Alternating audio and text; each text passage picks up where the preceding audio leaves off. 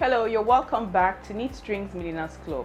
So today I'm going to be showing you how to dye silk abaca and all the other secrets associated with using this luscious fabric.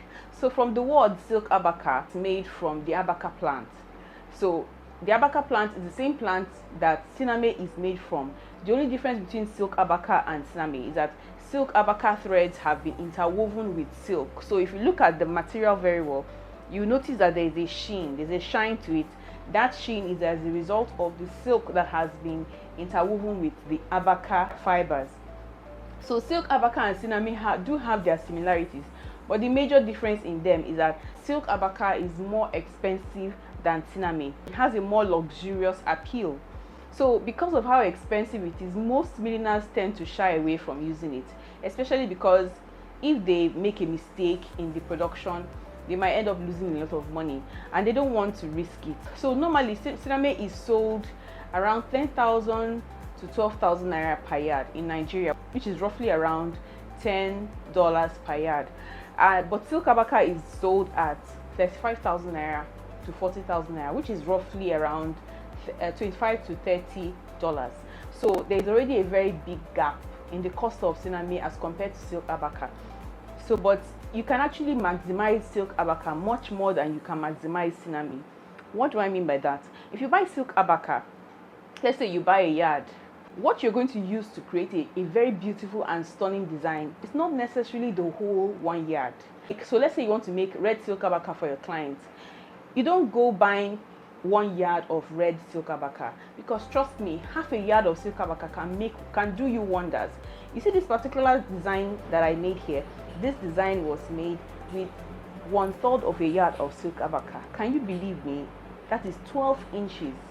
And this particular style, the pricing on the product is not necessarily the cost of the silk abaca, but the skill and the time used to create that particular style. So don't run away from silk abaca, because it will attract the cream de la cream clients to you. So in essence, what I'm saying is, to maximize your silk abaca, buy it in the natural color, and then you cut out the quantity or the material that you're going to use for your project, which could be like 1/3 of a yard, half a yard. Most likely it would not be up to 1 yard.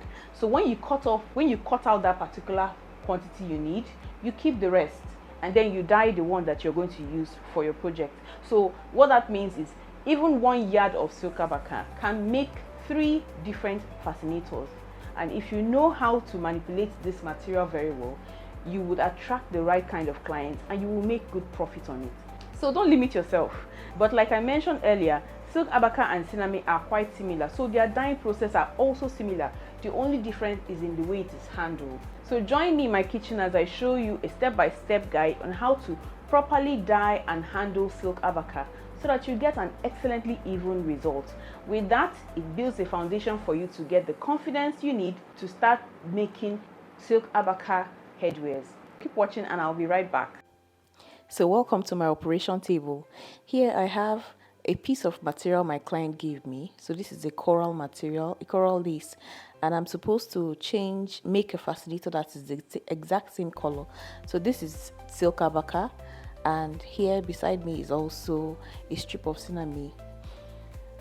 Here I have a pot of boiling water. This is about 2 liters of water, and then inside a bowl of water I soak in my silk abaca and siname for at least 5 minutes, and then I go on to add a heap of salt into the boiling water, and the next thing I'll add is my dye.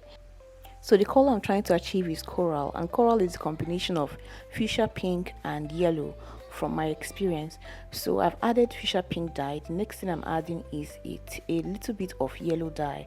So I'm going to observe the combination of the colors, and I'm still going to test it to see if I'm getting the exact same shade before I include the major ingredient. So to test that, I'm going to use a strip of siname, and then I'll just swish it inside the dye mixture, and I'll observe it to see the color intensity.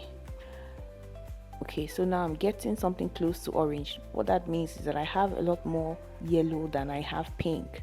So you can see the comparison. So I'm just going to add a little bit of pink. I've added pink dye to it. I'll stir it properly, and then I will test it again. So to compare the two of them, I'm just going to use the back of my strip so that I'll see the difference. You can see the difference here. This one is looking more pinkish than the original mixture. So I'm just switching it to get as much dye into the cinnamon so I can use it to compare with my fabric.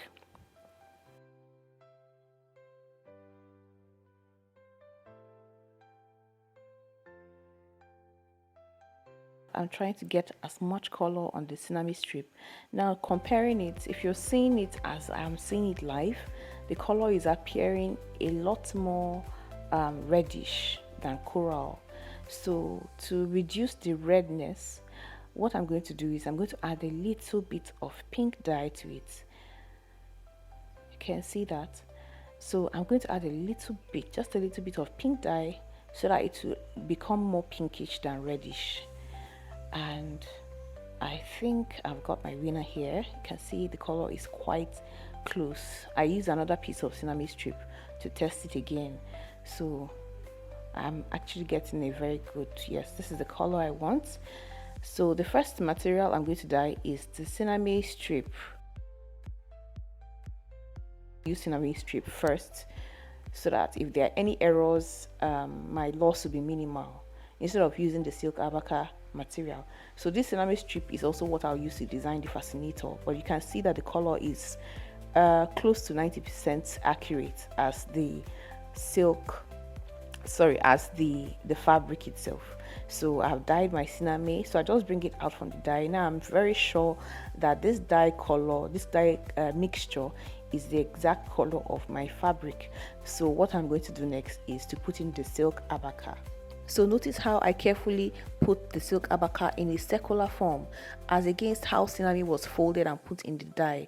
So that's because this material is tightly woven. It doesn't have holes just like cinnamon. So you have to be careful how you put it in your pot. It doesn't need any creases, it doesn't need any folds because those places can prevent it from absorbing as much dye as it needs. So you have to carefully be turning it while you're watching it and making sure the stirring of the silk abaca would allow the dye to penetrate in the fabric. Because of how tightly woven it is, it needs as much concentration and care in the dyeing process. So while I'm doing that, I'm just going to lift it up and see the intensity of the color and see if I'm going to put it back inside. But I'm sure that the color is actually the same color of my fabric. Looking at it, but we're not just going to pull it out once it gets to the same color.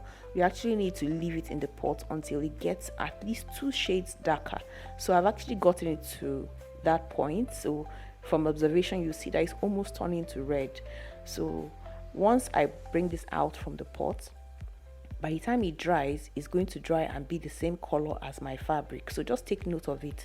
It needs to stay longer so that it will absorb more color than the original color that you are trying to achieve. Just get at least 2 shades darker than the original color.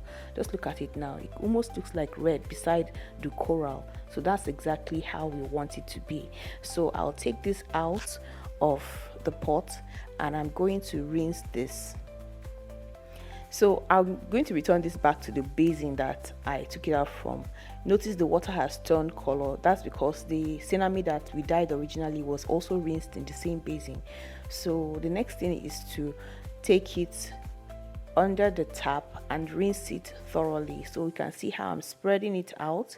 I'll spread it out and rinse. So apart from rinsing off the excess dye, what I'm trying to do is to look at it and be sure that there are no places that did not pick dye. Like I said, silk abaca is tightly woven. And because of the way it was dipped in the pot, that is in circular form, no matter how careful you are, you still have to check and be sure that there are no places that did not pick dye, that there's no place that was hidden, so that there are no blotches and things like that. So that's why I'm taking my time to rinse it and look at it from one side to the other.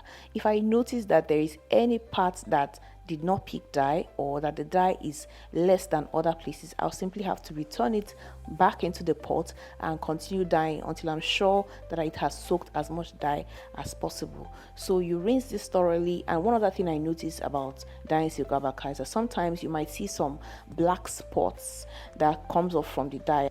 But you don't have to worry about them because those spots are not stuck on the silk abaca. They're just in the dye solution. So you can, once you start rinsing the material off, everything goes off. But I think that might just be a function of the kind of dye. So now the silk abaca was spread outside and it has completely dried. You just simply need to iron this and our silk abaca will be ready for use. So take note, the color is no longer as intense as it was when we had finished dyeing it. So you can see what I meant by allowing your silk abaca to absorb more dye and getting it to at least 2 shades darker than the color you want, because once it dries off, it's going to become a little bit lighter. So now it is dried, ironing it is a must. You can see from your observation, silk abaca returns to a crinkled shape once it is dried. So you always have to press it with a pressing iron before you can use it to create your designs. It's actually not a very heat sensitive material, so you can use a heat of just above average setting. It doesn't necessarily melt with high heat, but I would advise that you be careful when you start setting your temperature not to go overboard. So take note, you should also iron flat the edges. While you're ironing it, you have to take note of ironing the edges so that they return back to a straight line. This material is quite wavy. If once you can iron it to return the edges to a straight line, it will help when you now want to start trimming the edges. So we're following the line of the fiber, which goes from the bottom end of the material to the other end. That is the direction in which we are ironing it, and once we are done with that, it will be ready for us to use to create whatever design it is that we have decided to. So our silk abaca is almost ready. You see why I love this fabric? It's so luscious. Just see how beautiful. This fiber is one of my favorite materials. So luscious, so beautiful. Now look at our material. This is what we were trying to achieve. You can see that it's the exact same color, even though it was darker when we had finished dyeing it. So silk abaca is something I would like you to really invest in your next project. Can really make you a lot of beautiful styles. Look at what we're getting right here. This is just like 1/2 of a bow, and trust us to do something else with the other end. So I hope you've enjoyed this tutorial. You're welcome back. So do you see the difference between silk abaca and cinnamon? Do you see the way it is handled?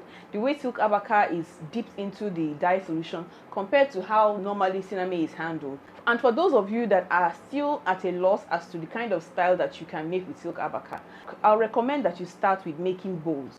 Now to do that, you only need to close the both edges of your silk abaca. Close it neatly. You can close it by sewing, you can close it with glue. Just close it neatly and then you fold it and form your bow, which once you make a bow with it, then you can use it to spice up your fascinator or spice up your hatenator. The list is endless. There are a lot more ways you can manipulate silk abaca, but starting with this, you're sure to get the confidence you need to seek out trying other methods and learning other courses on making designs with silk abaca. So I got a few styles online that will inspire you that you too can start making silk abaca bows. You only need to make them and add it as a more stylish addition to your fascinators or your hatenators, and you upgrade your level of skill. So are you ready to see what I did with the silk abaca? So I made a large silk abaca flower, encrusted with crystal at the center and embellished with feathers. So looking at it, can you guess the quantity of silk abaca we use for this style? Let me know in the comments. Thanks for watching our video, and if you haven't subscribed to this channel, what are you waiting for? Give us a thumbs up and we'll see you next week with another video. Thank you.